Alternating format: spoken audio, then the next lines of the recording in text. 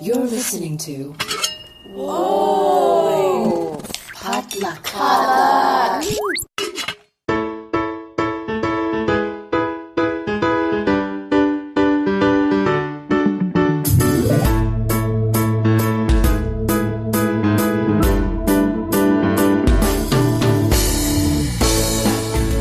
Hey everyone, welcome back to Books and Boba, a book club and podcast featuring books by Asian and Asian American authors. My name is Mervin Yue. And I'm Rira Yu. And it is our mid-month check-in episode. So hopefully you all are having a great month of May. Happy Asian Pacific American Heritage Month. Rira, how's your APAM going? It's been exhausting. What have you been up to? Well, aside from reading like 4 to 5 books at a time, like that and a couple of other events. That's a lot of books. I know. What else are you reading? I just finished Vanessa Hua's A River of Stars, which is coming out in August. We got an arc from, was it Riverhead Books? I'm not sure, but but they sent us an arc and I finished it in a couple days and it was a really, really good book. So cool. Hopefully we'll get Vanessa on this podcast and we get to talk to her more about it. Let's get on that. You're also reading our May book club pick, The Leavers. The Leavers by Lisa Ko, which, well, you've read that already, right? Yeah. Another book that I'm reading right now is I'll Be Gone in the Dark by Michelle McNamara. I think that's how you pronounce her name, but she's not Asian. But it is a book about the Golden State Killer who they just arrested the suspect. Right. She recently. Was the wife of Patton Oswalt, right? Yes. The late wife? And late wife. Yeah. And she's the creator of True Crime Diary. So, it was really sad that she wasn't able to finish the book on her own. Like, her research team had to finish it for her. Mm-hmm. It's a really scary book. Like, I can't read it at night. I read it at night, like, a couple times, and it's terrifying because it's about a serial rapist killer. But that is what I am reading right now. Marvin, what are you reading? And you're a naturally anxious person to begin with. I know. I'm very paranoid. But you're reading stuff, Marvin. Yeah, well, I am halfway through The Leavers, actually. I picked it up. It's actually pretty, like, I was expecting a more, I guess, dark and intense story, but it's actually not that heavy. It's a lot more funny than I thought it would be. Yeah, definitely a lot more dark humor than you would expect. Yeah, a lot of dark humor and a lot of, but not a lot of, like, I expect it to be, like, a story of struggle and, like, going against the system, but it's really just more about people dealing with stuff. Yeah. Which, I'm sure we'll go into more detail in our end of month book discussion episode, but I'm having a good time with it. I'm to the part right now where it switches perspective to the mother. To Polly. Yeah. So. Yeah, it does a really interesting, like it weaves together the perspectives really well, I think. Because you're like jumping back in time and. Yeah. I especially like the Chinese restaurant scene. Oh, where the two adoptees meet for the first time. And it just reminded me of my time in DC taking some people to actual Chinese food for the first time. Actual Chinese food. And you're like, oh, this isn't your normal orange chicken. Like explaining how like Chinese food is way more nuanced than what they're used to. But yeah, I'm eager to finish out the rest of the book. You're also reading The Poppy War. Yeah, I picked up The Poppy War. We just announced that book like in our last episode. Yeah, and longtime listeners will know that I enjoy the genre of fantasy, especially this new wave of Asian-inspired fantasy. And so The Poppy War is inspired by Chinese mythology, warring states. Some of the mythological aspects of the book is taken directly from Chinese mythology, so it's been fun so far. I'm only about a couple chapters in. I just got Rainbirds by Clarissa Gonalan, and I'm really happy about that because I am the first person to check it out of my library because I was the one who called it in and was like, do you have this book? Can you order it? Because I need it. Do they still do the card things where like you sign your name out and the card on the cover? No, they have a barcode, so everything's digitalized. Obviously, I haven't stepped foot in the library in probably almost. Should get a library card. Support your local libraries. That was our PSA about libraries. But yeah, don't forget. Again, our May book club pick is The Leavers by Lisa Ko. If you've already finished the book and have thoughts about it, or have things you want us to bring up during a podcast, please sound off on our Goodreads forum. You can find the Books and Boba Goodreads group by searching Books and Boba on Goodreads. But yeah, let's get into the episode, starting with new releases. And our first new release of the second half of... Actually, this book came out in the first half of May, but I forgot it. So now we're including it in this episode. And it's Shadow Child by Rana Reiko Rizzuto. It released on May 8th, and it was published by Grand Central Publishing. Shadow Child opens in 1970s New York when Hannah Swanson returns to her apartment to find her estranged twin sister Kay unconscious in the shower after apparently being strangled. In an attempt to help revive her sister from her coma, Hannah recounts stories about their fraught childhood in 1950s and 1960s Hawaii. From there, the novel interweaves stories from the perspective of their Japanese-American mother, who endures the horrors of Japanese internment camps and the bombing of Hiroshima. And that is Shadow Child by Rana Reiko Rizzuto. Next up, we have The Storm by Arif Anwar, released on May 15th, published by HarperCollins, inspired by the 1970 Bola cyclone, in which 500,000 people perished overnight. The Storm interweaves 5 love stories that together chronicle 60 years of Bangladeshi history. We begin with Shahryar, a recent PhD graduate, as he desperately finds a way to stay in the U.S. with his 9-year-old daughter, Anna. That story intersects with those of a Japanese pilot, a British doctor stationed in Burma during World War II, and a privileged couple in Calcutta who leaves everything behind to move to East Pakistan following the partition of India. You know, there's a lot of books that interweaves multiple perspectives of different characters and different locations. Yeah. Yeah. I actually really like that style of writing for some reason. It's like the book version of Love Actually. Love Actually, it was a terrible movie. Oh. Let's not use that as a... Some people love it. Well, those I don't, but some people love it. Some people really love it. Well, those people have very contrasting tastes from my movie taste. Next up is The Ensemble by Asia Gable. It released on May 18th, and it's published by Riverhead Books. Britt is the second violinist, a beautiful and quiet orphan. On the viola is Henry, a prodigy who's always had it easy. The cellist is Daniel, the oldest and an angry skeptic who sleeps around. And on first violin is Jana, their flinty, resilient leader. Together, they are the Vaness Quartet. The novel follows these 4 young friends navigating the cutthroat world of classical music and their complex relationships with each other, as ambition, passion, and love intertwine over the course of their lives. Oh my God, I love books about musicians. I feel like I would really love this book, considering that half of my family is in classical music. Really? It's interesting. Next up, we have Shanghai Story by Alexa Kang, released on May 18th. Set in Shanghai during World War II, the novel follows one man and one woman who strive to hold on to their dreams as the communists rise and the shadow of Japan closes in. Clark Yuan joins the KMT, hoping to play his part to make China a better place, but later questions how much he must sacrifice to reach the greater good. Meanwhile, Eden Levine, a Jewish refugee who is hoping to build a new life in Shanghai, finds herself at a crossroads after a heinous crime shocks the international community. Cool. This takes place in one of my favorite time periods, which is pre-World War II Shanghai, because have you ever seen Kung Fu Hustle? Yes. It's that aesthetic. Yeah, it's that aesthetic. It's a time of organized crime and corrupt officials. It's like post-war LA.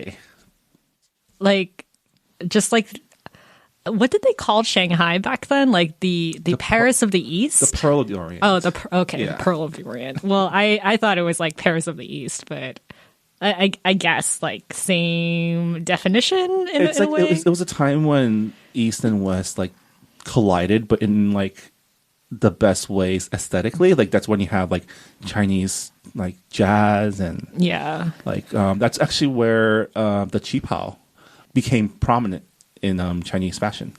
Yeah. Maybe check it out. Next up is Cult X by Fuminori Nakamura. It's translated by Kalo Almani. And it releases on May 22nd, and it's published by Soho Crime. When Toru Narazaki's girlfriend Ryoko disappears, he tries to track her down, despite the warnings of a private detective he's hired to find her. The one concrete clue to Ryoko's whereabouts seems to be a cult led by a charismatic guru with a revisionist Buddhist scheme of life, death, and society. Narazaki plunges into the secretive world of the cult, ready to expose himself to any of the guru's brainwashing tactics, if it means he can learn the truth about Ryoko. But the cult isn't what he expected, and he has no idea of the bubbling violence beneath its surface. This book was recommended to us by a couple of Goodreads members in our forums, like a couple of months ago. And they were like, oh, wait for this book to come out, like when it's translated into English. So now it's finally out. Might check it out. It reminds me of True Detective in a way, where it's kind of investigating into like a cult. But in Japan, which is cool. Cults are scary. I've watched way too many crime documentaries about them, so scary. I feel like you do this to yourself. Yeah. Next up is a book about unrealistic names, apparently. From Twinkle with Love by Sanya Menon. That was sarcasm. Releases on May 22nd, published by Simon Pulse. Aspiring filmmaker and wallflower Twinkle Mehra has stories she wants to tell and universes she wants to explore. If only the world would listen. So when fellow film geek Sahil Roy approaches her to direct a movie for the upcoming summer festival, Twinkle was all over it, especially since it gives her the opportunity to be closer to Neil, Sahil's twin brother and her longtime crush. When Mystery Man N begins emailing her, Twinkle is sure it's Neil, finally ready to begin their happily ever after. The only slightly inconvenient problem is that in the course of movie making, she's fallen madly in love with the irresistibly adorable Sahil. So this is from the author of When Dimple Met Rishi. Is this the sequel or is this like a spiritual sequel? What does spiritual sequel mean? Like, is it like I would say direct? Like, is this because I didn't read when Dimple Met Rishi? So are these characters from that book or is no? This like I would say it's more like I think it's in the same. It's in the same. Like I think Twinkle is Dimple's cousin. I'm not sure. Don't quote me on this. So it's like in the cinematic universe.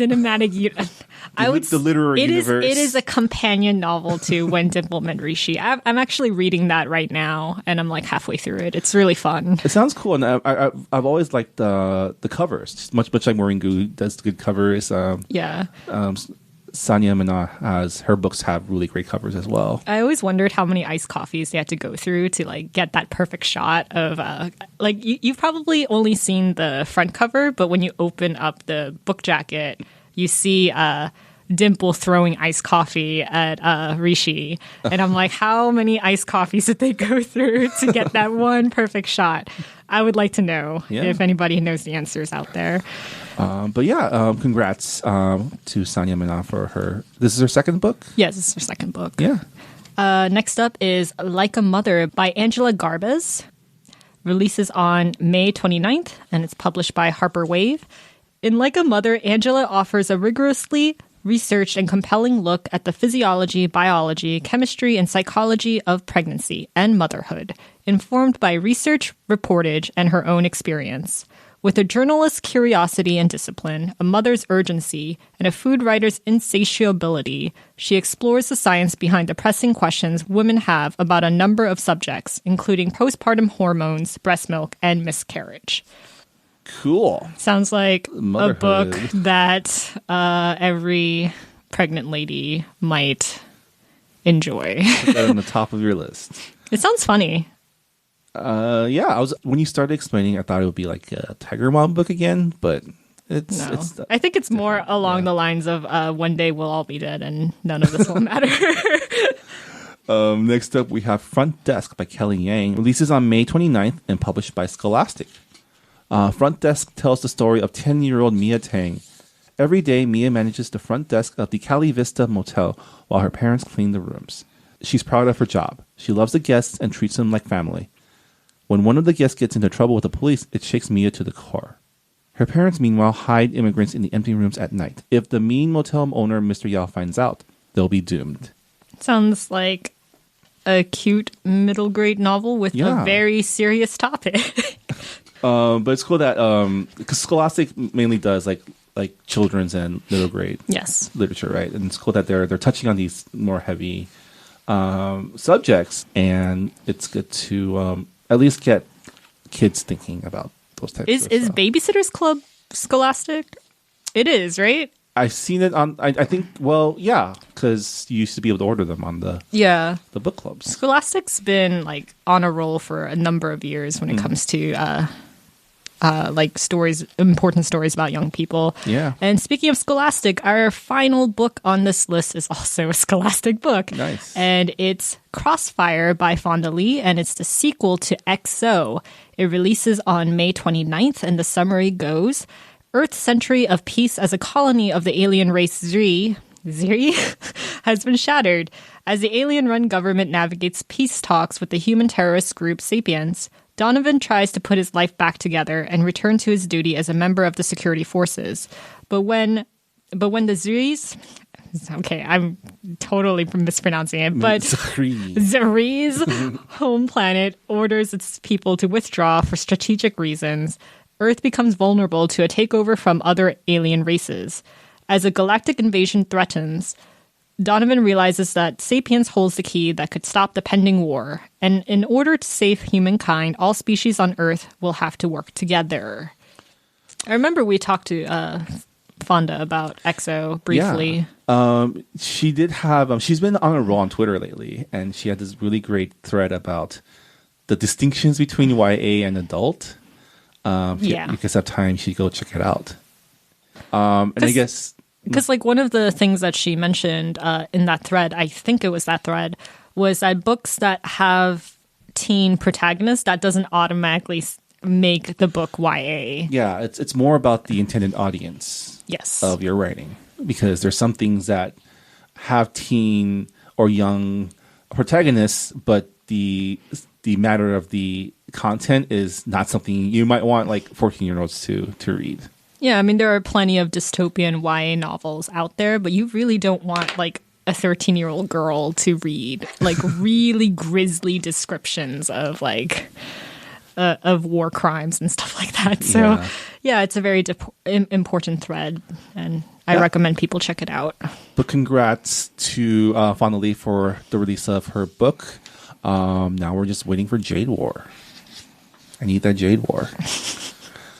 And that'll do it for the main new releases. Again, if we missed anything or if anything new comes up, we'll try to pick up the next episode. Or if not, please sound off in our Goodreads forums to let us know what else is coming out.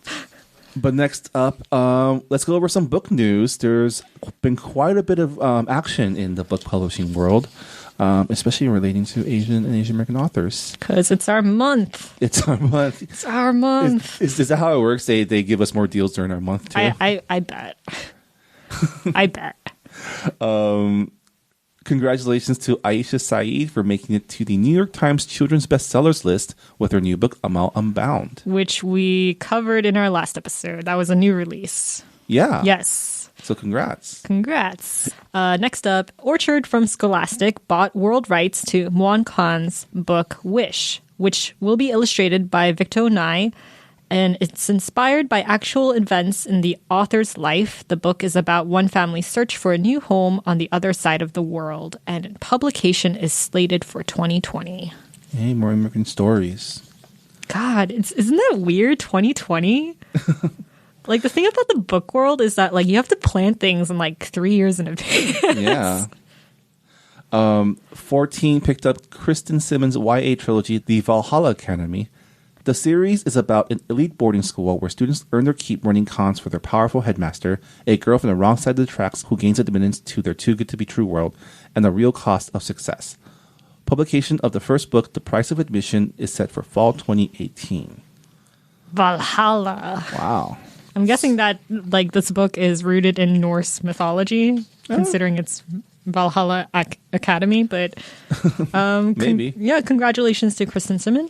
And next up, Aladdin Books bought world rights to Kat Zhang's debut picture book, Amy Wu and the Perfect Bao. The book follows a Chinese-American girl's quest to make the perfect bao dumpling. The book will be illustrated by Charlene Chua and published in fall 2019. Aw, that sounds adorable. All balls are perfect because I eat them and they're in that. That's true. As long as they taste good, it's fine. I bet that's the moral of the story. They all end up in the same place, in my tummy.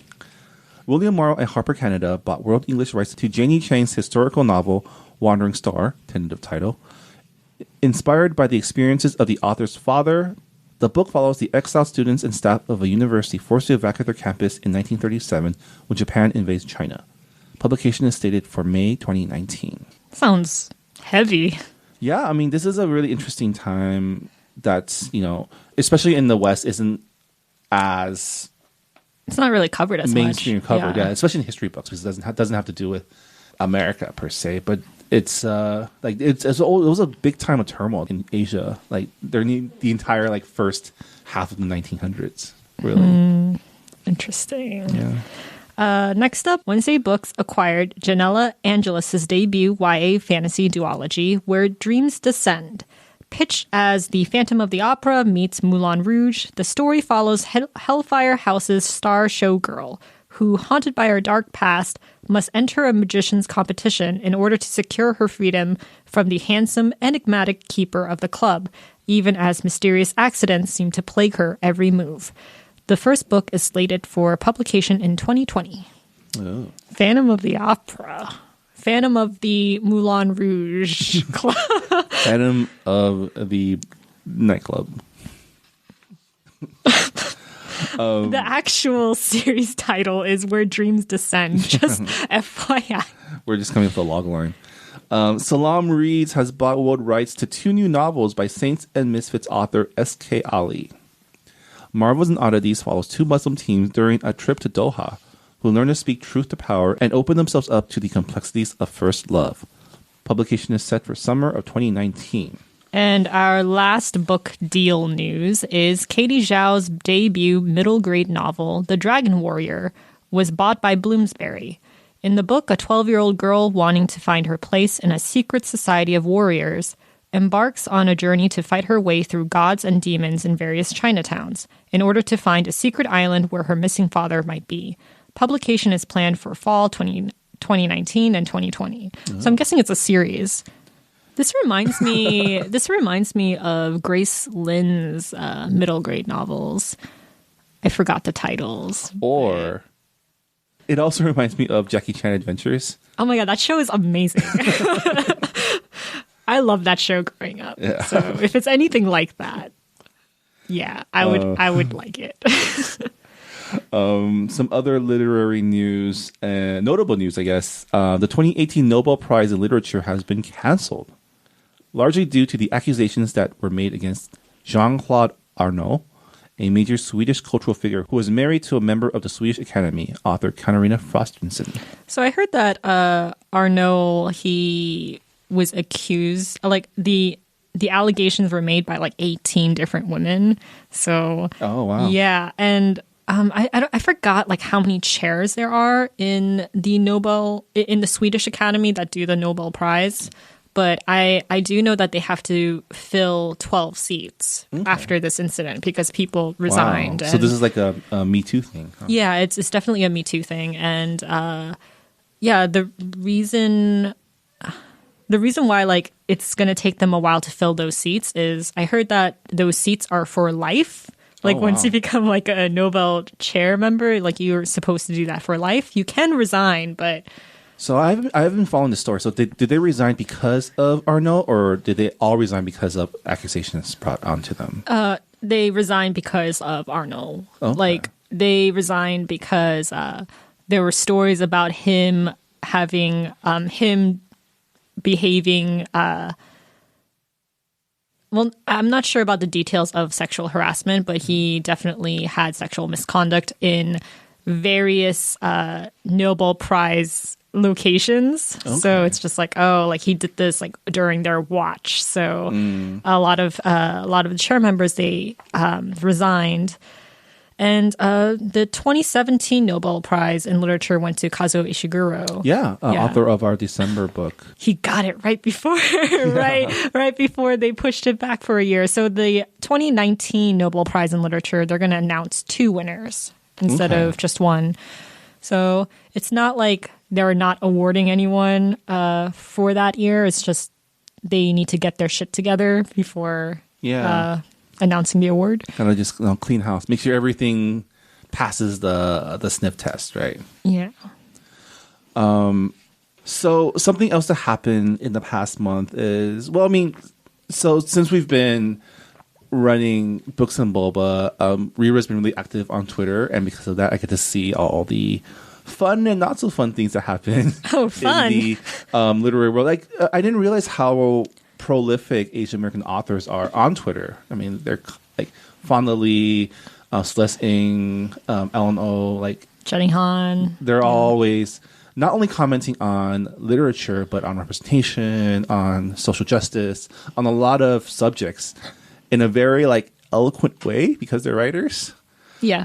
And something that happened during this past month is I forgot, like I'm not 100% sure where it started, but like I guess a Black author, she's a sci-fi author, I think. Justina Ireland. Yeah. Was going off on a rant about, I don't know, like white privilege or like something racist that happened, or like something like she was going off on a rant about something, and then mentioning that basically in one of her tweets in the thread mentioned that Asian women tend to be like pretty much making the argument that Asians are white adjacent and shouldn't be considered people of color. See, I have not read the tweet, so I can't confirm that. Well, she's deleted the tweet, so the original tweet's not there anymore. Well, I know that Justina Ireland has championed a lot of like really great online discussion about diversity in literature and in media, and she's always been like very supportive of other authors from marginalized backgrounds, especially Asian American writers. And from what I understand, like she her tweets got misconstrued by a lot of trigger happy Twitter trolls, and somehow her words got twisted into Asian Americans don't count as people of color, and that sparked a whole conversation on Twitter. Yeah, and that's the good and the bad of online discourse is sometimes these things, they spark conversation, but a lot of times it comes from a place of anger and hot takes. Yeah. And it was definitely a hot take. Someone always is on the receiving end, whether they deserve it or not. And sometimes they do, but sometimes they don't. Yeah, I honestly think in this circumstance, Justina Ireland did not deserve a lot of the ire from the internet because, her tweet got deleted. So and this happened like when I woke up I was like, what happened on Twitter? Like everyone's talking about Asian Americans not like being people of color. And I was like, okay, something must have happened. But, just judging from like past tweets and past conversations that she's had with the reader and author community, like I don't think she deserved the brunt of it. And I don't think she intended for people to take away from her tweet as like Asian Americans are not people of color. But it did bring up a good, like Marvin said, a good conversation starter. Yeah, which at the end of the day, at least that's it brings up at least something worth discussing got brought up. I didn't follow. It took some digging to find. Yeah, that it took some digging. The instigating incident was from Justina Ireland, but that was after me reading like responses by a lot of authors, just talking about how it brings up the I guess, narrative that has been something that Asian Americans fight against constantly, which is the mono minority narrative, right? That because Asians are, in the grand scheme of minorities in America, seen as better off, seen as middle class. Sometimes people don't think our issues matter. And it totally erases the fact that Asian America, and this is something that the more you work in Asian American circles and organizations, the more you realize this Asian American is not a cultural term. No, definitely not. It's a political term that was coined to bring together all these different people from different cultures and ethnicities, and there's 40 plus different types of, probably even more of cultures that fall into the Asian American or API umbrella.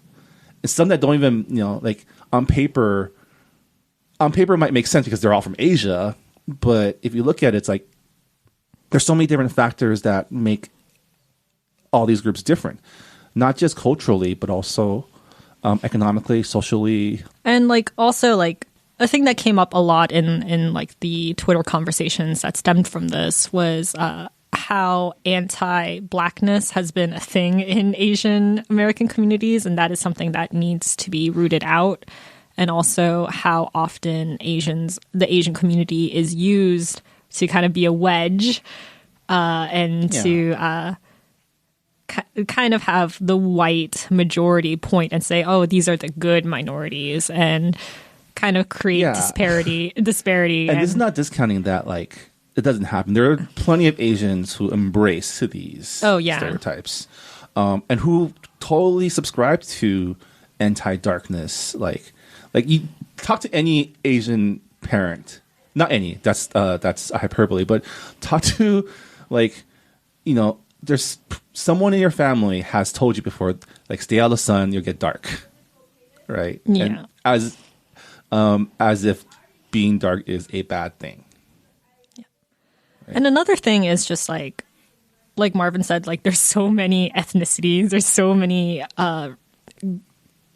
different cultures under the Asian, under that term, Asian American, and we sometimes forget South Asians get a lot of shit, and they are considered to be a part of Asian Americana, and Southeast Asians too. I mean, they have a much darker skin tone than us, and of course there's shadism and there's colorism. And, I mean, for a lot of Southeast Asians who came as refugees, the reason they immigrated is totally different. A lot of East Asian families came for jobs or education, depending on what year they immigrated here. Yeah, refugee families came because they have no more home, and it's another reason why representation matters, right?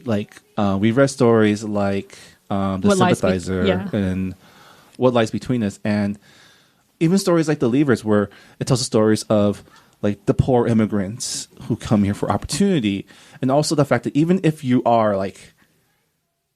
as assimilated as possible, you still are seen as an outsider to a lot of people.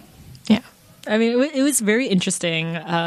Just catching up on this conversation, and it definitely made me think about I was okay, well, I'm East Asian American, and I am not in poverty, and I am from a middle class family. There is so much there's so much privilege that I have personally, but at the same time I still get called racist things, and that doesn't make it any any less bad. But which brings us to another Twitter storm that happened. It literally happened this afternoon.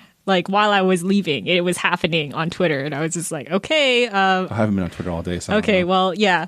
So this one writer illustrator said pretty much the trope of princesses and chosen ones in YA fiction is problematic because it teaches young readers that girls born without privilege should pretty much saying that like girls born without privilege aren't worth getting spotlit. Like it's just like, oh, you are only the chosen one because you were born into privilege. And that started a whole different conversation by authors who are from marginalized communities, because it's like, yeah, it's a trope, but we don't get that many Black, Asian, queer princesses or chosen ones. We don't get those cliche stories, like, for lack of a better word.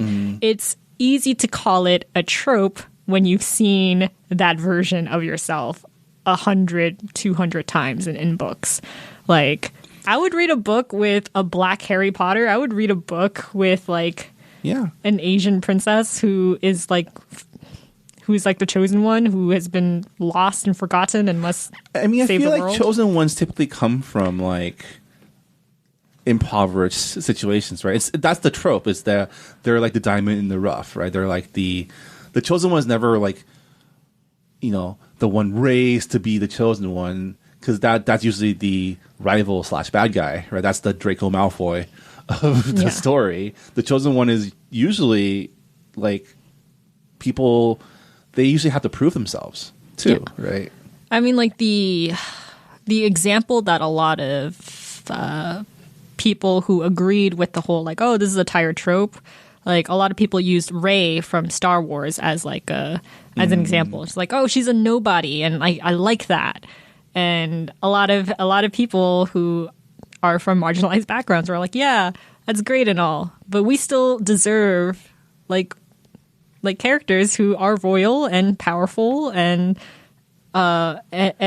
pretty much look like us. Are you telling me Rey's not the chosen one because she totally is a chosen one trope? She has insane powers for someone who is like, I guess what they meant was like, oh, she's not like from a rich class, she's not royal, and like, yeah, it's like whatever. But like growing up, like Buffy was a chosen one, and she wasn't from like a rich lineage of warriors or whatever. I mean, it just brings up the point that they're like, even though there's been this growth of like diverse authors, and we're getting more protagonists of color and of marginalized backgrounds, there's not that much, and it's not to a point where we can say, oh, like that's a trope, like don't want to see it anymore. It's like, I would like to see more Asian princesses and Asian chosen ones in YA fiction, because I never had that growing up. I had to read a lot of books by white people, and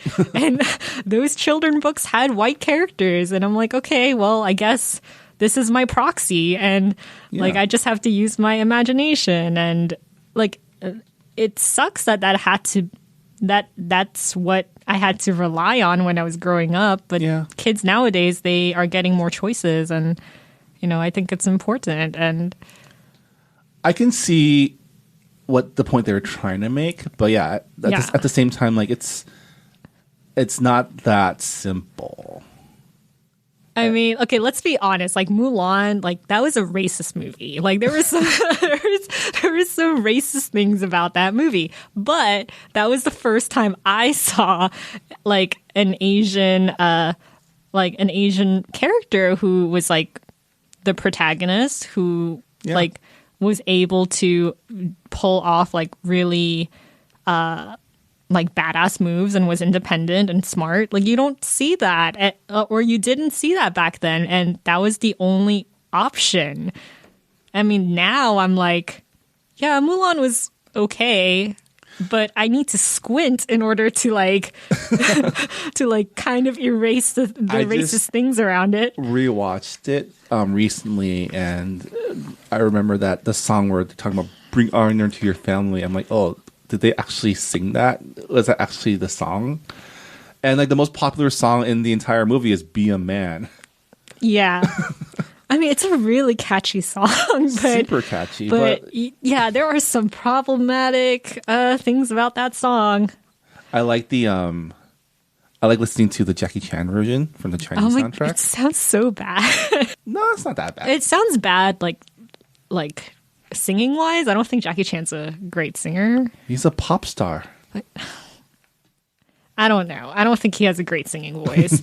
But yeah, like there are some like kids nowadays, they deserve a more, I don't know, a more nuanced representation, and they deserve to have like more than one option. Yeah. Well, on that note, that'll do it for this episode of Books and Boba. Don't forget our May book club pick, as we mentioned multiple times this episode, is The Leavers by Lisa Ko. We'll be discussing that at the end of the month. I'm looking forward to getting back into that book. Don't forget to join our Books and Boba Goodreads forums, where you can discuss books with fellow members and also let us know what you think about Asian American literature or any of the topics that we covered during this episode. Thanks again, Rita, for compiling all the new releases and news. Thank you, book bloggers on Twitter, for aiding me in this search. But yeah, that'll do it for this episode of Books and Boba. Thanks for listening, and we'll see you next time. Bye.